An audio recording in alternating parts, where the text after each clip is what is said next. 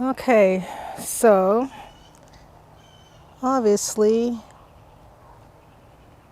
there aren't any female flowers. These are all male flowers, which tells me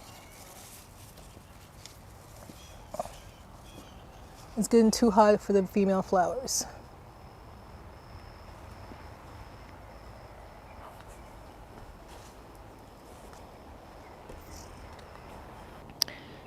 This is our newest bed in the garden that I just actually started this season, very late in the season. Obviously, this has really taken over. What I planted in this bed here in the center, corn. And in my previous video, I was, laying down the mulch, the straw and everything. And along the back side here, behind the corn, I was trying to grow sunflowers. Well, that didn't happen because one, I kept having pill bugs or grasshoppers eat it. And so far, the only two pitiful, sad sunflowers are these two here. This one here and this one here that finally took off, but they're so late in the game that the squash is starting to push them out. Just like the squash is pushing out the corn. I normally actually always have a really good corn harvest. Mind you, I did have in a different area of the garden, but this year we had multiple windstorms that kind of knocked and blew over the corn, that kind of weakened it. And one thing I learned about this bed here is that instead of planting the corn at the top of the hill up here and then starting the squash beneath that, so my idea was I was going to trail back up and just kind of weave through this entire bed. But I think next year, one, I'm going to definitely start the corn sooner and make sure that it has a chance to really get established and strong rooted. So when the squash finally do grow, that it will not take the corn down. Other thing I'm going to also do is I'm also going to start the squash up the hill of this sloped bed, so that as it grows, it'll slope down the hill, and instead of having to grow up the corn stalk, since the squash vines are too heavy for the corn, I'm going to train the squash that as it grows, that it actually lays on the ground at the base of the corn stalks without taking the corn down. And I will bring this corn down from the top of the hill down further to the base here, so it's easier for me to reach for harvesting. So despite the heat that we've been experiencing, these squash are actually doing very well. Every season, I have a huge, massive issue with squash bugs and squash vine borer bugs. But I'm not sure it's because this is a new bed and they haven't discovered this bed yet or not. But I mean, I have had some leaf damage here. I did come out here one morning and just out of instinct and routine, I checked under one of my leaves and I found squash bug eggs. I got rid of that leaf immediately. I noticed a couple of squash bugs. At that point, they were, hiding among the corn. So I got rid of those. Excuse me. So I got rid of those. And I got probably rid of about 4 or 5 that day. I've seen one since then, but I haven't seen any more eggs on my leaves since then. So we're doing good so far. Hopefully I can get a bunch more harvested off the squash patch. But this is not a garden tour, which I plan on doing, even though right now my garden looks like a hot mess. This heat is just, it's unbearable. And right now, I'm here. I've been out here since just before 7 o'clock in the morning, just because that's the only time of day that I can be out here now. It's either be out here this early in the morning and deal with the mosquitoes, or come out a little bit later and literally melt and get my skin scalded. So I choose to be out here. I don't normally like to do it. I did spray some bug repellent on me just to try to help thwart some of the mosquitoes, because I need to get this garlic processed for storage and get it off my counter. So this is the garlic that came from the hot mess of a garlic bed. Not too bad. I lost a few to bolting, and just some of them just got mushy in the ground. So I thought I would bring you along as I cut off these roots and clean off the skin. I'm going to use these as kind of mulch and covering for my beds for now, but just to kind of clean off the outer skins. And I just want to thank you all who subscribed to my channel because of the last video that I did where I shared about my loss with A-Ball, my sweet, sweet, beautiful bunny.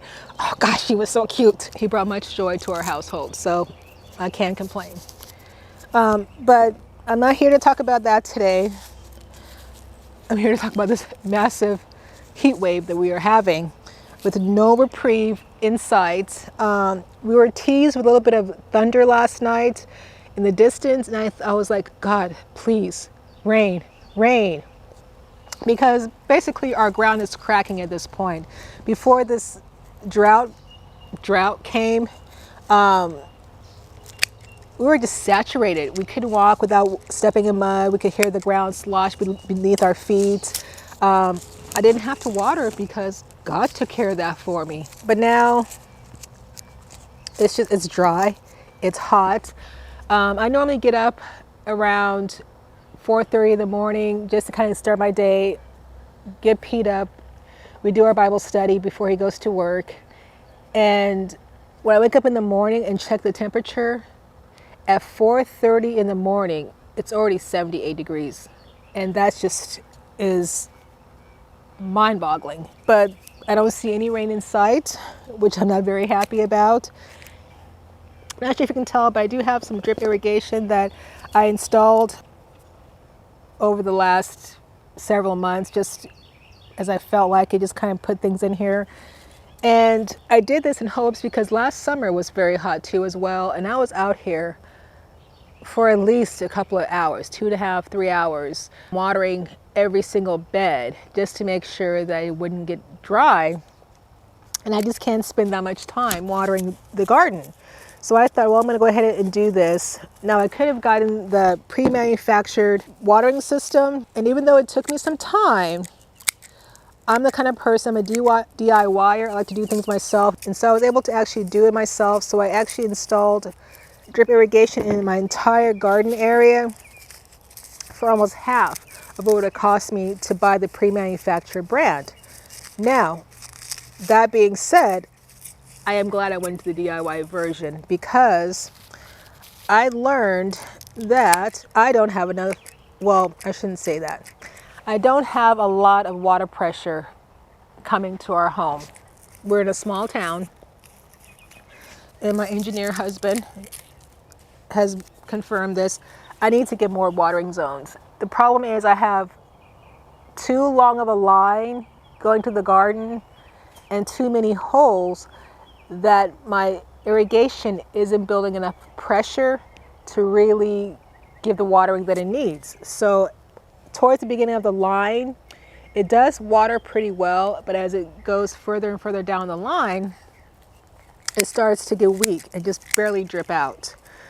So I need to now take time, do some research, and reroute some main tubing so that it's a shorter distance. They say, I think the secret number is 200 feet for good pressure. So I need to go and measure out how far these are going, considering the holes that are in there. And I'm not sure that develops very well. We'll find out. Yeah, see, I've got a lot of small ones, very small heads. I'm not sure if you can tell this very well, but small heads. But I also have a few bigger ones. And again, I'm not complaining because God is good. Considering how willy-nilly and how just haphazardly that I planted these garlic cloves just to get them in the ground.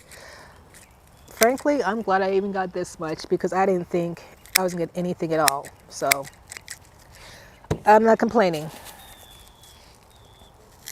But as I was saying, with the drip irrigation, I'm gonna have to get another timer because right now I have a timer that has 2 zones plus a manual. And I like to have in the manual because it allows me to just do what I need to do and focus on certain areas that need it in the garden.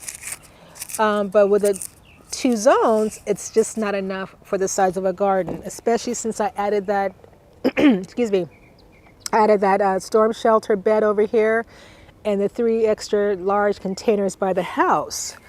I need to get more zones, and I'm hoping that that would help solve the pressure problem. So I'm looking for a timer right now that will provide at least 3 zones plus a manual. But if I had my wish, 4 zones plus a manual. And 4 zones plus the manual is a little bit more difficult to find. So I don't know. So we'll see. I've just been praying about it for direction and praying that I may just get some other solution. But I really need to get this irrigation functioning the way it's supposed to, because one, I have invested a lot of time into it. I have invested a good chunk of money into it. So I wanted to make sure that it works, because it's barely, what, 7 days into summer, and we are hitting record high. Oh my gosh, what a big bee. Good morning. Speaking of not having bees, I have never seen a bee that big in my garden. And there it goes. Sorry. But as I was saying, I've just invested so much time and money into this garden that I need to get to work. Because with these high temperatures, especially so early in the day, I just need to keep my garden watered and thriving. But it's just, like I said, it's been 78 degrees in the morning, 4:30 in the morning. It's been getting up to the mid to high 90s. Yesterday, I believe the high was 98, 99. And if any of you know, tomatoes do not thrive in this heat. So I did have, before this heat wave came in, I did have a lot of tomatoes that were starting to come on. But because of the heat hitting consistently over 90 degrees, they're not ripening. And any new flowers I'm getting are dropping off. So my tomato harvest again this season is going to be nil, very minimum, or next to nothing. Pete and I had planned on putting up a pergola that surrounds the whole entire garden area and covering it with a shade cloth. In fact, last season I got it from Bootstrap Farmer, the white shade cloth that's 50%, I believe. I think I got 50%. That would cover the whole entire garden area just for a time like this. But life happens between his job and my photography and working a lot and just getting things going, that we just have not had the time or the energy to get the pergola and the shade cloth up this season. Previous seasons we have done a little makeshift little covering over just small areas of the garden that needed it. But even with that, we just don't have the time or the energy, and we need to make the time because the crops are suffering. And I really, really, really would like to have a decent tomato harvest. This has been my 4th season. The first year was in container pots, and this is my 3rd year in ground. And first year in ground, I had, for the few plants of tomatoes that I was growing, I had, some good tomatoes. We had a pretty decent harvest. I was very happy with it. But these last 2 seasons, and I know the heat had a huge factor with it. That, coupled with the fact that I did grow the garden very, very quickly, which anybody would tell you, take your time and don't start too big too quickly. And I got the garden bug, so I didn't follow that advice. I just kept growing and kept growing and kept growing. So the last couple of seasons I was growing more and more tomatoes. And so I had more to handle, more to care for, more to shade. And even though I had more plants, I've had less harvest than I did the first ground season where I had fewer tomato plants. But I just love tomatoes. I love variety. So I like to get all the exotic, different types of tomatoes and just try them out. Like I have this white paste cream tomato that I grew last year, got a few off the harvest last year, and I loved. So I did a few plants this year. But they're struggling. They are struggling. So I'm hoping that this weekend Pete will not have to work overtime, that we will both have some energy, because I would really like to get into this garden. I was even mentioning to Pete that even if we don't, do the whole entire pergola shade cloth in one weekend, that we at least start. Take small bites and get things going and just start, at least get the garden area marked out and staked to where we're going to place the post again. And then just take small bite-sized pieces of this project and just start doing it. Even if we get the pergola up late this season, late is better than never. Done is better than perfect. Boy, these are really not what... I'm not complaining, but I'm wondering if some of these... I need to go through these ones that get all these processed and figure out what I need to eat right away and consume right away, because I think I may have to use some of these right away so I can probably just crush them and get like a garlic paste going, preserve them in some oil, because I don't think all of these are going to last as long as they should. So we'll see. They may have to be consumed pretty quickly, which I have no problem with because I love garlic.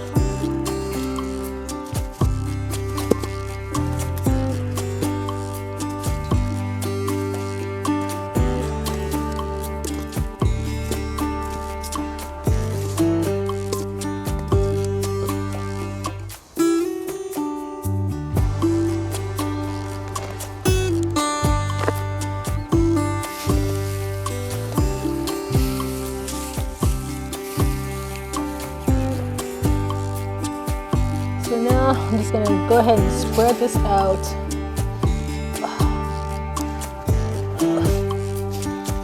On the bed and top it off with some straw and let it decompose.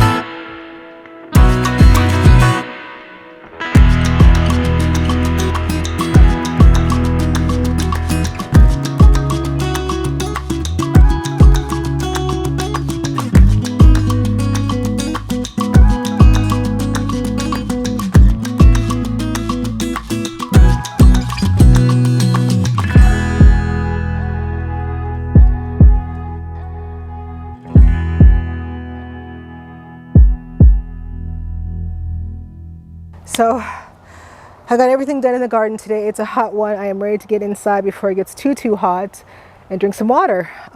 Stay hydrated. But I did get the garlic processed, which is a huge thing I wanted to get done today for sure. But next, I will be doing a garden tour. But before that, I have a little experiment I want to do in the garden. I'll let you know when I'm sure, but that will probably be the next video. I know I mentioned that I would do a garden tour for the next video, but I want to get this experiment going before I do the garden tour. So the next video you'll see this week is of my experiment in the garden. Yeah, so I'm excited about that. Thanks for joining me today. I do really appreciate you again, and thank you again for all your heartfelt warm wishes and support regarding 8-Ball, and the memories are good. That's all that matters. So yes, I will see you soon. Again, thank you for subscribing, and I hope I can further earn your support. Thanks so much and have a blessed day. Bye-bye.